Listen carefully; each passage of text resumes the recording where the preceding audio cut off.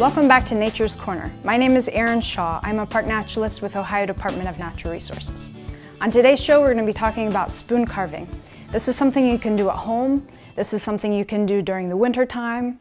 You can do it outside, anywhere you go, actually. We have a very special guest with us today, Chuck Duerre from Lebanon. He's a retired law officer. He also taught Duerre in the school systems. So we're very honored to have him here today. So Chuck, tell us a little bit about your background and how you got started with spoon carving. Thanks, Erin. I started carving about 2 years ago. My wife had a major surgery, and so just by necessity, I had to be in the house all the time to help her. I was bored out of my mind. So after watching several YouTube videos and whatnot, I tripped across some carving things and thought, hey, I can do that. So it's a lot more difficult than what it looks like.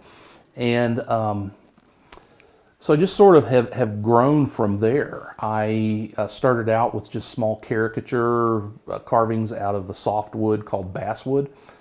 And then one day I tripped across one that was on spoon carving, and I thought, oh, come on, how hard can it be to carve a spoon? Well, I soon found out. So it's really now, it's as we were talking earlier, it really is very addicting. That once you start, you don't want to stop. Even in the evenings, it's time to close up shop for the day, and it's like, well, just let me take a few more swipes at this, a few more little pieces off here, a little, and then you look at it, it's like, just a little bit more here. And next thing you know, it's an hour and a half later, and I'm getting yelled at because my dinner's cold or whatever. So, but it's a great hobby, but it's more than that. I think there's something healing, very therapeutic about it, just to have your hands on wood and how important that natural resource is, and how we use it for so many different things that we just take for granted. And then when you start going back through time and you look at the pioneers, and they didn't have nearly as nice of tools as what we have today, that you really develop an admiration for not only their hardiness to be out in the wilderness, but just to make their own things. You can't run down to Walmart and buy a set of silverware. You have to make your own. So that's where I started. I have learned a lot. I'm still learning. I ruin way more spoons than I ever finish. And that's one of the things, if you watch some of the YouTube videos, that you'll hear that recurring theme, is you're going to ruin more than what you're going to make. So yeah, that's just sort of where I am, but I really enjoy it. So, all right, so the number one tool, number one supply that you are going to need if you are going to carve spoons is a box of Band-Aids. Because trust me, you're going to get cut. You're going to get a little too tired. You're going to get a little too careless. You're going to get a little too distracted. And the next thing you know, you've sliced your finger, you've stuck the knife into the palm of your hand, the wood split and the knife hit you unexpectedly. So if you're going to do this, if you're not going to wear safety gloves I would recommend wearing safety gloves. I do not wear safety gloves because I feel like they get in the way and I don't have as good a grip and I can't feel exactly what I'm doing. So I've got laid out on the table here, and I don't know if the camera can pick them up or not. As I first started carving, I wish I would have thought of this at the very beginning. I did not make patterns at the beginning.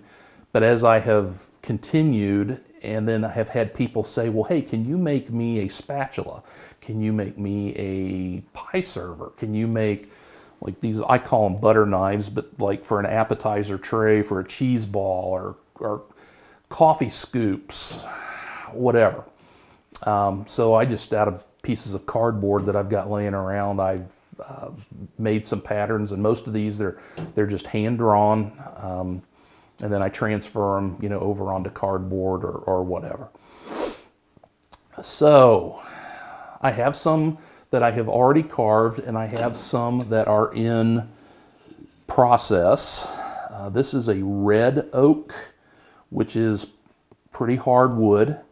This is spalted maple, which is also hard, but it's a little bit easier to carve than the oak. My favorite wood to carve is cherry. And if you talk to other spoon carvers, they will tell you that the fruit woods are usually the best for carving. Now, I still haven't really figured out why. Maybe it's the hardness or the softness of that wood, but that's what they say. So I brought a couple of pieces. This is walnut. This is mulberry. And this is the spalted maple. So how I start is I will, with a axe, a maul, or a froe, which is what pioneers would have used. They still use them in England to make shakes, to put the wooden shakes on the sides or the roofs of the house instead of shingles. Cut what I call a spoon blank. So I have that. How about we just stick with the maple for today, just for demonstration purposes. So I will take this and I will, and I'm just going to roughly sketch something out here. Let's say I just want to do a spoon. I'm going to use this side, and the grain is running pretty straight. I've got a little knot here, a little knot there, but this side seems to be a little bit more rough. So let me just kind of find center.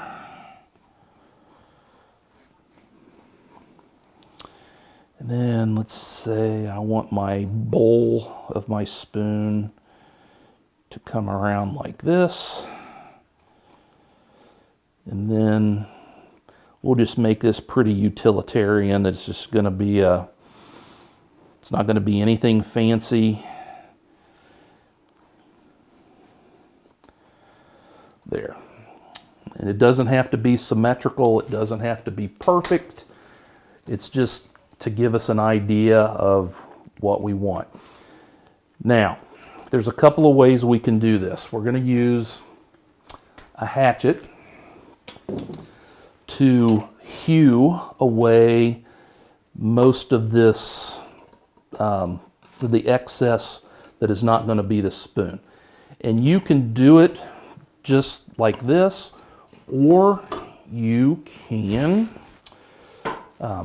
take any type of saw and you can make a series of cuts that are coming in to where the handle is, and then with your axe, as you're cutting them off, it tends to be a little bit easier. So for today, let's just do it this way. So I'm going to turn it so that I can see the spoon, and then I just start hewing. So I kind of put this, the piece of wood, at a 45, and then with the axe or the hatchet, and I don't want to hold it like clear back here like I'm going to throw it, because you don't have as much control. You kind of want to choke up on it. And then the finer work that you're going to do when you want to get into these corners, that's why the hatchets have this cutaway, so that you can get your hand all the way up in here and you can control the blade even more. So we just start hewing.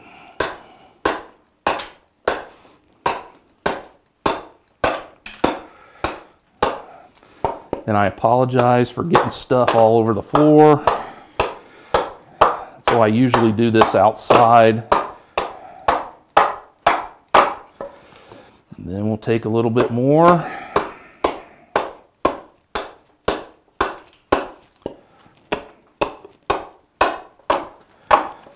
You know, if you're really mad at somebody, again, this can be therapeutic.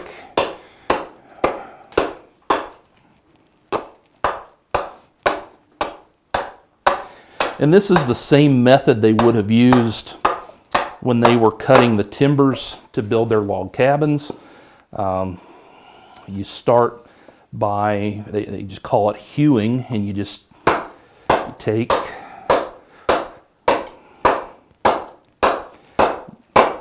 little chunks out until you get down to where you want to be.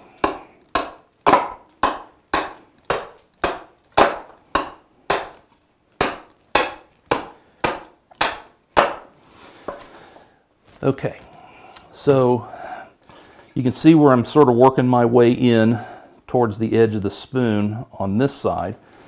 Now this side, if we want to do it the other way,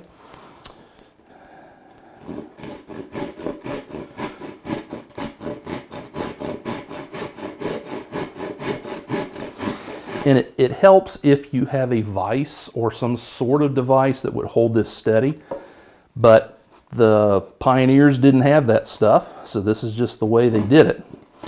So you would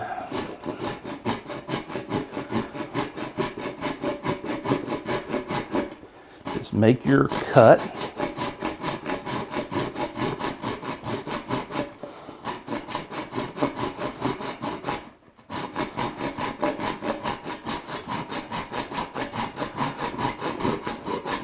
And I'm only going to come in just a little way. So you can see what I'm doing there. And then you could come clear up here to the top. It's almost like you're going to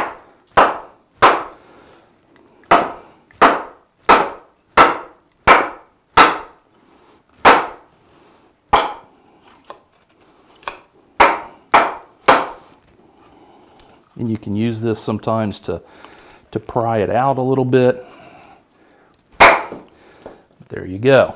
So that's the general idea of that. So then you could make another cut and do that again. A lot of people, instead of one cut, just so that you have more control over the wood, would make a series of cuts. And then they would start and kind of take off that first chunk, and then the second and the third. And it makes it a little bit easier to rough it out to get as much of that wood off there the easiest way possible. Now, once you get all that done, you're left with something like this. So let's do the red oak, I think. And I don't know if you can see, I've drawn on there the spoon, the shape that I want. And again, it's nothing fancy, it's just a regular old spoon. So I'm going to hew just a little bit more on this one.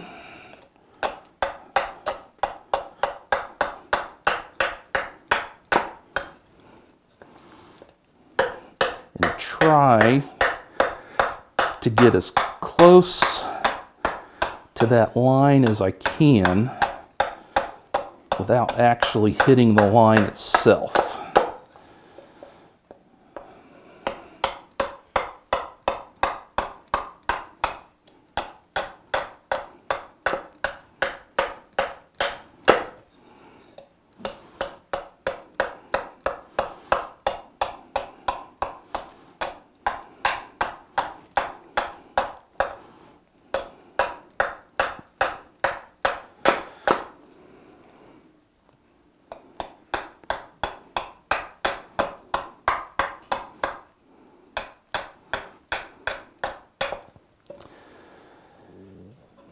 Okay, so you can see from where I started, And now I'm getting pretty close to the line, but I still have more up in here. So you got to be careful with that. You can, again, you could take the saw and make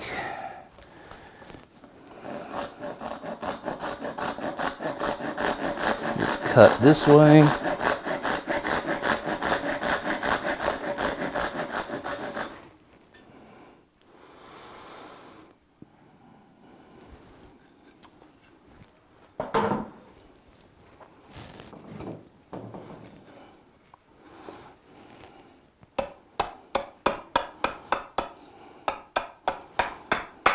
And you can see, again, you're not holding way back here.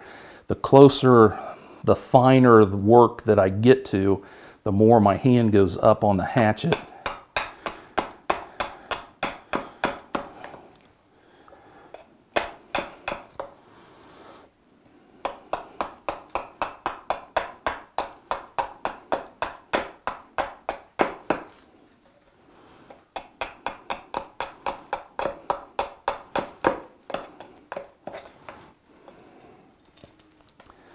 Now there are some people who I have watched carve a spoon and they will carve the entire thing with just the hatchet.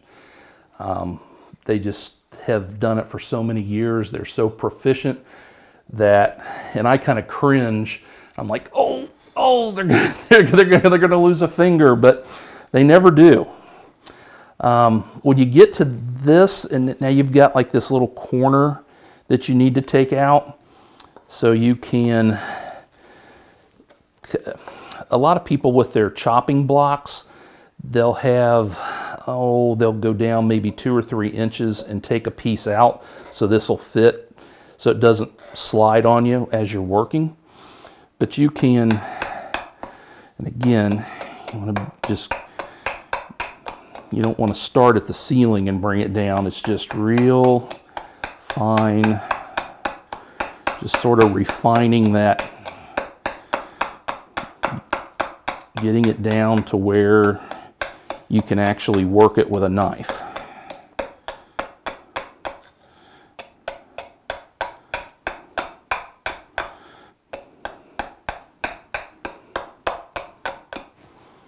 Okay, so that's a little better. Take a little bit off the back.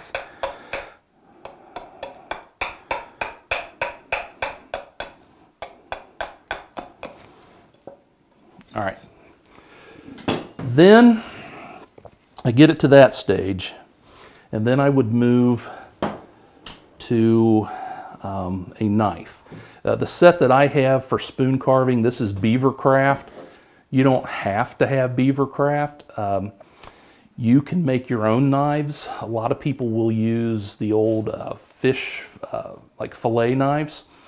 They'll take a Dremel tool and cut off the part that they don't want, and then with a grinding wheel, kind of put whatever bevel they want on it, and get it to the point, whatever works for them. So there's several different ways that you can safely use your carving knife. One of them is like a power cut. So you would hold the piece off to the side, and it's kind of like with your shoulder, you're doing this. What you don't want to do is like hold it out like this and just start. I mean, that knife flies out of your hand, and that's how people get hurt. Another one is like a scissors cut. So you're using your lat muscles and you're doing it this way. And then there's using your other thumb as leverage. This is probably my preferred way because I just feel like I have so much more control of the knife. So I just start.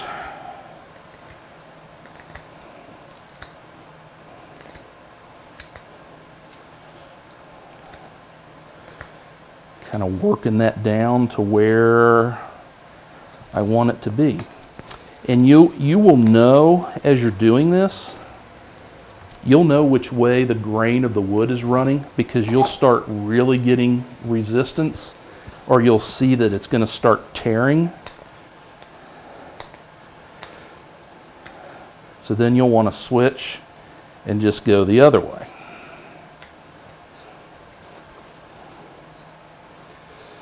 And you can do the same thing like up here on these corners.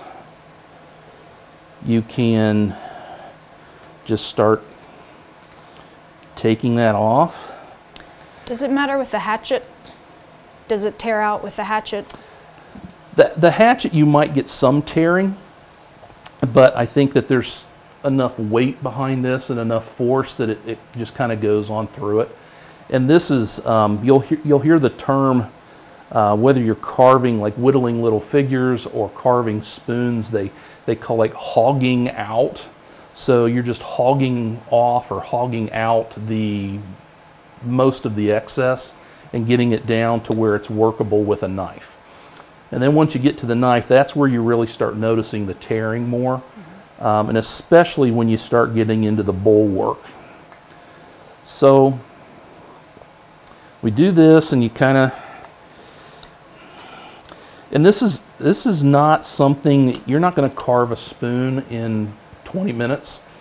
This is going to take a while, so you learn some patience while you're doing it. I like to listen to music, or sometimes just be out,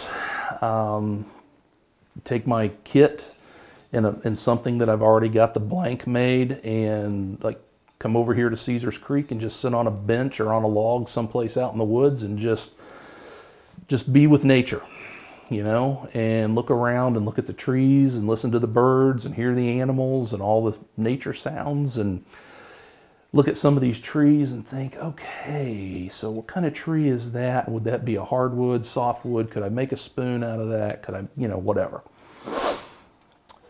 So you just keep kind of plucking along at it. And you can start shaping, like here, if you look at the end, you can kind of imagine where the bowl is going to be.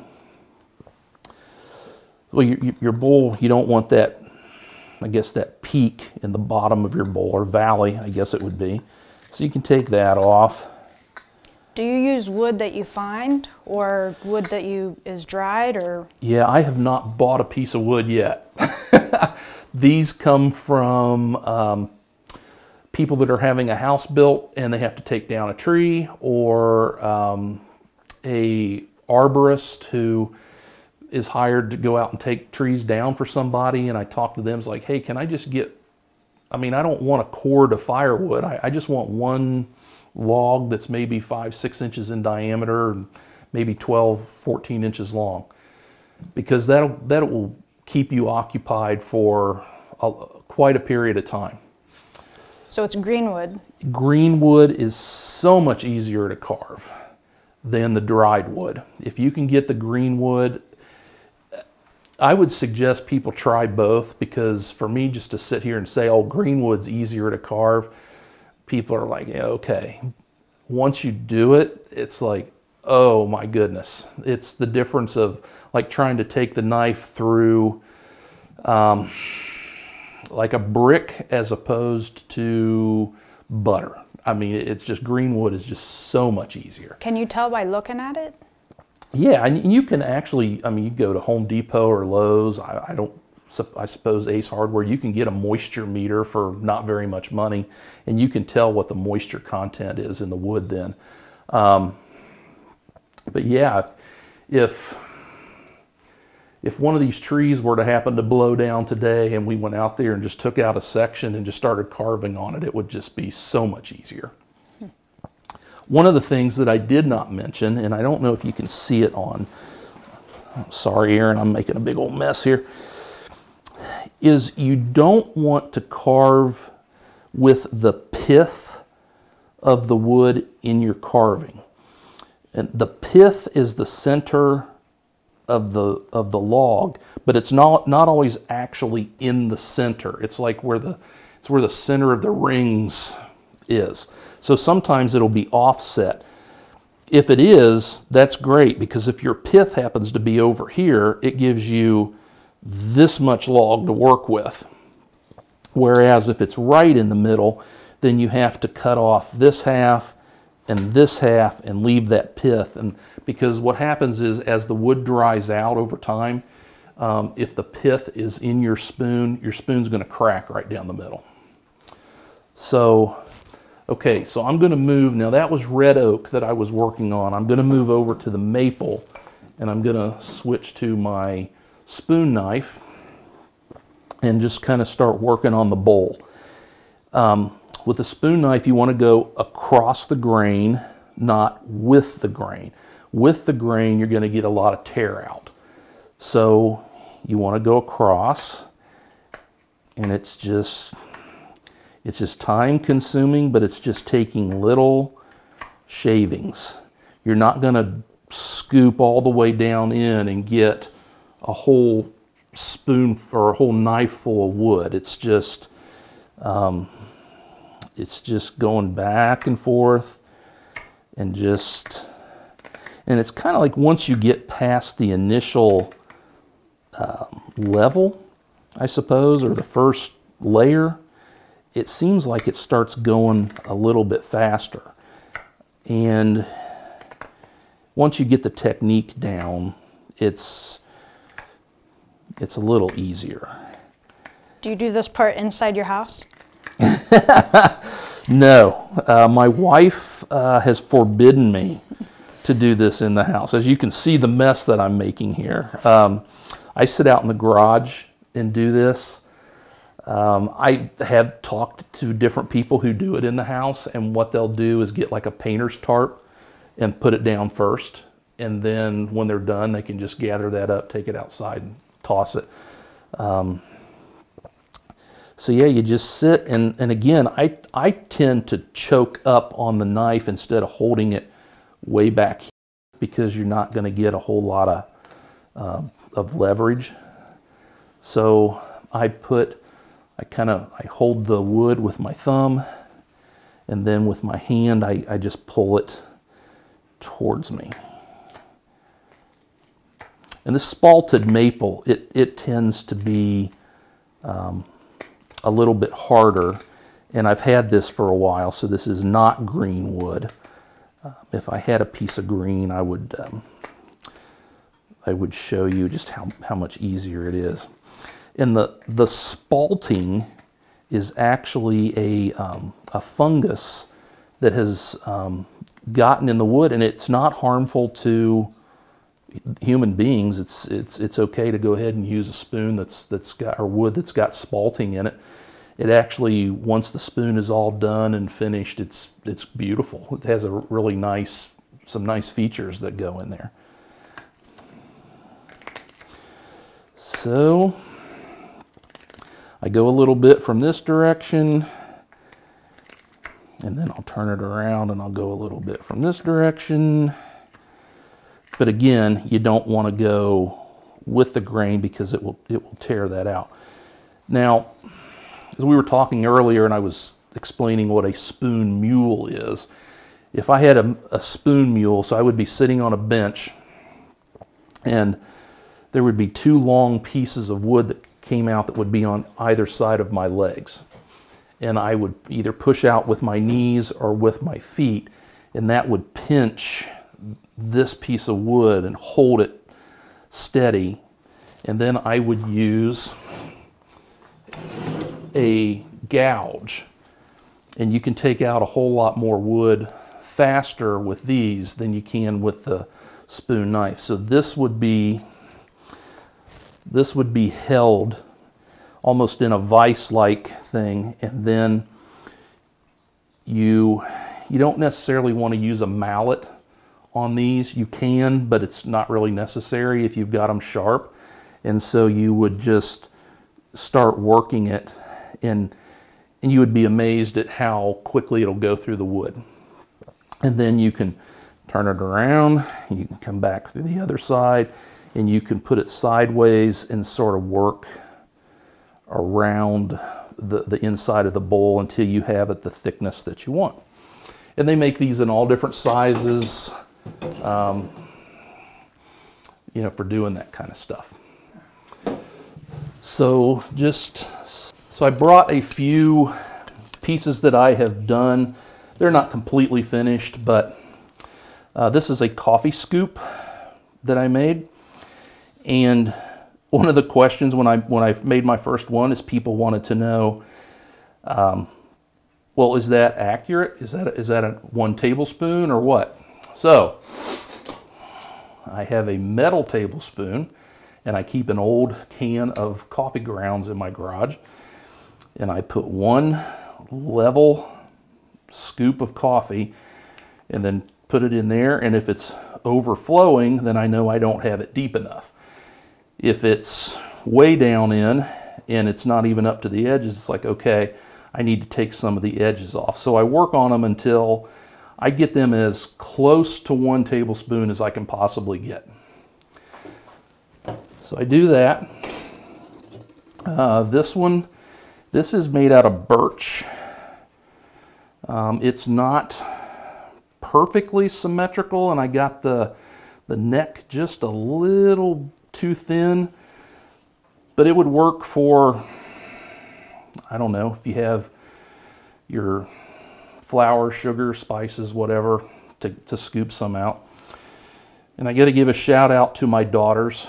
For Father's Day one year, they got me a branding iron that says handcrafted by Chuck Duerre. So if there's room, I brand my spoons. This, let me think, I think that's birch, if I'm not mistaken. Watched a guy carving one like this, and he called it a yogurt spoon. So he said it's perfect for like the skinny topped, like Yoplait type yogurts to get down in. So that one's all finished.